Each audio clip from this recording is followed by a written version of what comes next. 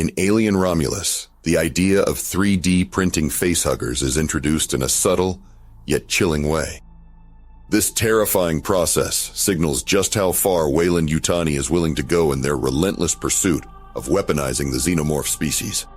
This advanced technology is confirmed via the phrase, "Specimens completed, 36, printing paused," displayed on a monitor during one of the film's more intense moments. It suggests that the company has developed a process to artificially produce facehuggers, using a form of bioprinting. Facehuggers, as explained throughout the franchise, are a crucial part of the xenomorph life cycle. These small, agile parasites implant xenomorph embryos into living hosts, allowing the species to propagate.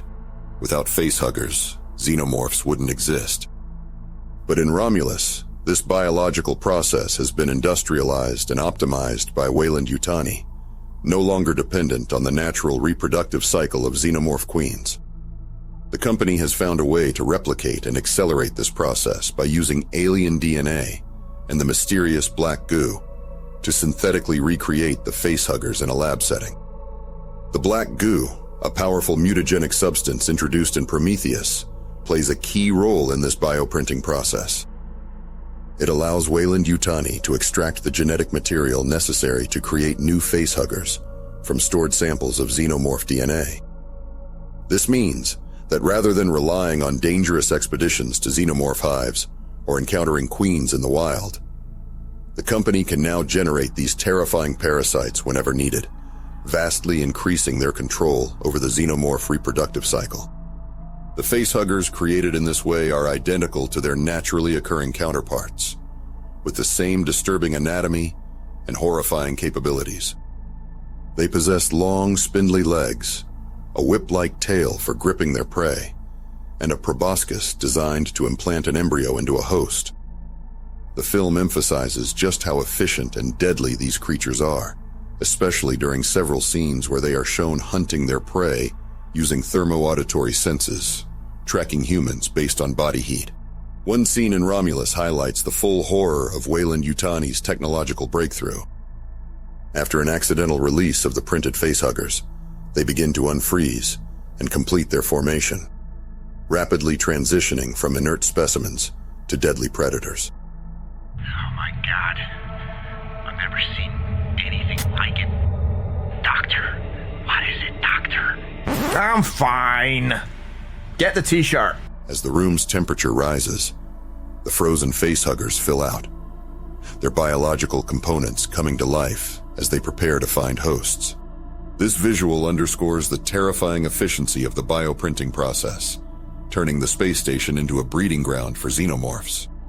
The industrialized production of facehuggers opens up a world of horrifying possibilities for Weyland-Yutani.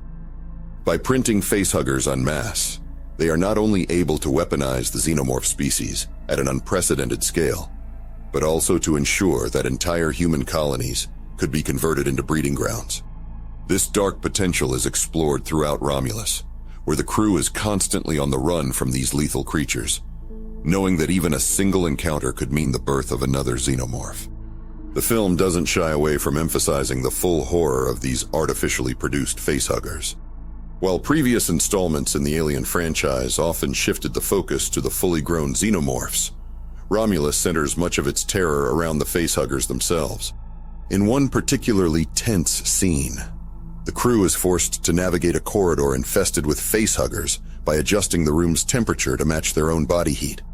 This makes them temporarily invisible to the facehuggers' thermo-auditory senses, but the scene is fraught with danger as the creatures scuttle around, attempting to detect any sign of a viable host. Another key sequence shows the facehuggers in all their gruesome detail as they prepare to implant their embryos. During a confrontation between Tyler, Bjorn, and a facehugger, the audience is given a close-up view of the creature's proboscis as it attempts to force its way down Tyler's throat. The film lingers on this moment, emphasizing the invasive and violating nature of the process. It shows that the facehuggers are not merely agents of procreation for the xenomorphs, but creatures that embody one of the franchise's most disturbing themes: the loss of bodily autonomy and the horrifying inevitability of death.